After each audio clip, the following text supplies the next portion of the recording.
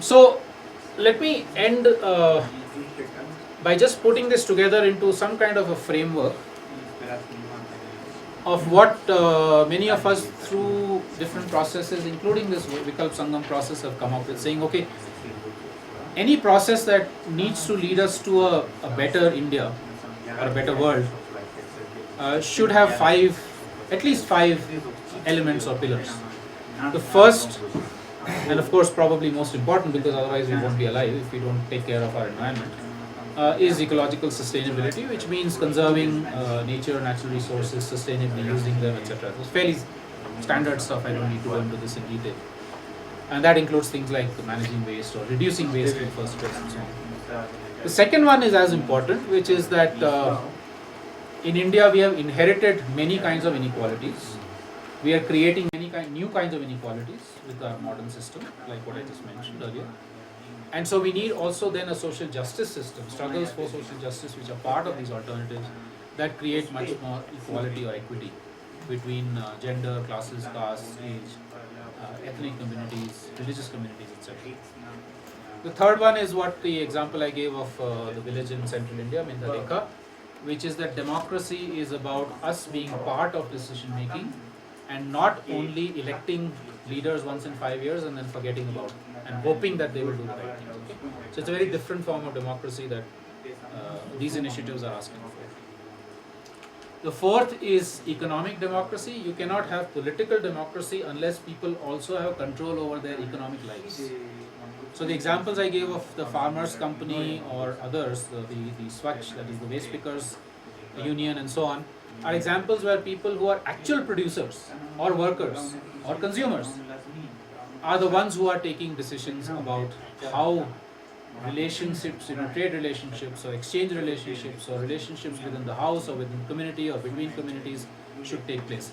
It's not something that's decided by a corporation or by the government only. Okay? So it's taking back economic control in our lives, and that includes things like bringing back sharing. I'm sure in Ladakh villages there is still a lot of non-monetized exchanges.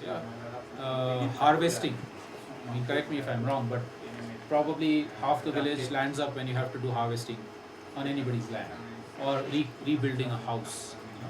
People don't ask for money, it just happens. Maybe at the most people will expect a feast, but it's not a monetary exchange.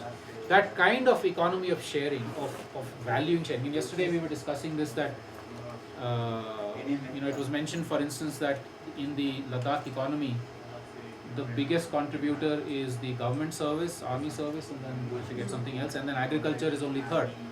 And the point we were making is that that's because we're only looking at it from a financial perspective, only where money is concerned. But if you take the non-money contribution of agriculture and animal husbandry and so on in Ladakh, it's probably still the biggest part of the economy. Yeah. So bringing those sorts of things back in, and then of course helping to reverse rural-urban migration, like the examples we gave. The last and again equally important one is diversity, and again control over knowledge. Now in the last few decades we've increasingly thought of knowledge as being something in the domain only of the formally educated, like you and me, many of us here, or of expert institutions.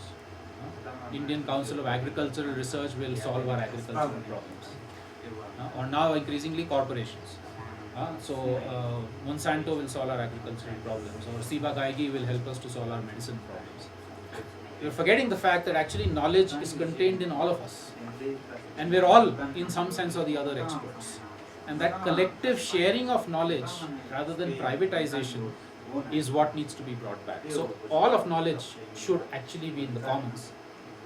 As an example of which is that if anybody of you wants this slideshow, please take it and use it in whichever way you want. You don't need to, there's no intellectual property right on this. I mean, okay, that's a small example. But there are many other movements of this kind of commoning of knowledge, of culture, of respecting cultural diversity, protecting cultural diversity, language. Does anybody in this room know how many languages India has? Living languages. I'm not talking about dialects. Full languages. 500. Sorry? 500. 400. More than 400. 400. Okay, that's about half. Sorry. A recent People's Linguistic Survey of India showed 800 living languages, 3 to 400 that have been lost in the last few decades, completely gone, but still 800. Kutchi was considered a dialect of Gujarati. It's well established that Kutchi is actually a full-scale language, just like Ladakhi is not a dialect of some other language. There are 800 such languages. How do we actually encourage the continuation of this kind of diversity? Because contained in the diversity of languages is also knowledge. In Himachal Pradesh, the person who did this linguistic survey, he tells us that there are 320 different terms for snow. In English, one term, maybe 2 or 3 terms. Okay, snow, sleet, etc., etc. 320 terms. Now he's saying, if we want to tackle climate change, that knowledge embedded in that language diversity is so crucial. And the same for many other sectors. So that's the fifth crucial pillar that we can talk about. And let me then end by going back to the issue of values, which, as we know, are fast eroding. Our current dominant economic system, whether it's state dominated or capitalist dominated, tells us a very different set of values. It tells us that the most important thing in life is to become rich, become famous, become powerful, if possible all three, but if not all three, at least one of these. What these initiatives, alternative initiatives, are telling us is that no, the set of values we're talking about is this. This is an initial set. There's probably many more that can be added to it. And again, we don't have the time to go into all of these, but if some word here strikes you as interesting, maybe we can do that as part of the discussion. So I think it's actually really the fundamental thing is about bringing back ethics into our living, into our economic systems, into our political systems, etc. And through that, rejecting the kind of current systems that are actually taking us more and more worse into a problematic area. One of the processes that we're trying to do in order to take this further is exactly what we're doing here, which is to bring people who are doing these practices or concepts or theories or visions together, not to complain and scream and shout, but to exchange constructive, positive things that are happening. We've already had 2 in the south. This is the first one in the north. There will be another one coming up in the west, and we hope to do this in different parts of the country. And the other thing that we've done is to actually set up a website which tries to provide space for stories of hope from across India. There are already 300 plus stories of hope on this website, which like I say to everybody here, is that if you ever feel depressed and angry and helpless, please visit this website, because there's lots of hope there, and that's just the beginning. There's thousands of more that can be put up there.